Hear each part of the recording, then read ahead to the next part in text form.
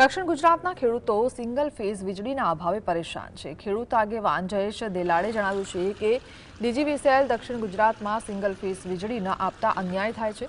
સમગ્ર ગુજરાતમાં સૌરાષ્ટ્ર, ઉત્તર અને મધ્ય ગુજરાતમાં પછીથી 3 ફેઝ વીજળી મળ્યા બાદ સિંગલ ફેઝ વીજળી ઉપલબ્ધ છે, પરંતુ દક્ષિણમાં આવું નથી થતું। ખેડૂતોના કહેવાથી ડીજીવીસીએલના અધિકારીઓ મનમાની કરી રહ્યા છે। દક્ષિણ ગુજરાતના ખેડૂતો માંગે છે કે સૌરાષ્ટ્ર, ઉત્તર, મધ્ય ગુજરાતની જેમ તેમને પણ સૂર્યોદય યોજના હેઠળ દિવસના 8 કલાક સિંગલ ફેઝ વીજળી મળે।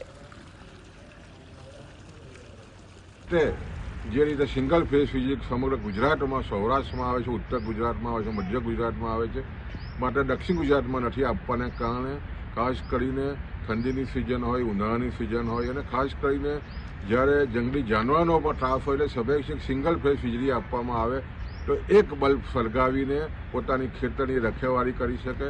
જ્યારે ગુજરાતમાં સમગ્ર ગુજરાતમાં જ્યારે સિંગલ ફેઝ વીજળી આપતા હોય ત્યારે દક્ષિણ ગુજરાતમાં કેમ નહીં, અમને ચોક્કસ આશા છે કે જ્યારે ગુજરાતમાં 8 કલાક દિવસે વીજળી થઈ છે ત્યારે સિંગલ ફેઝ વીજળી માટે જે રીતે દક્ષિણ ગુજરાતને અન્યાય થઈ રહ્યો છે એ આવનારા દિવસોમાં ચોક્કસ ખેડૂતોને ન્યાય મળશે।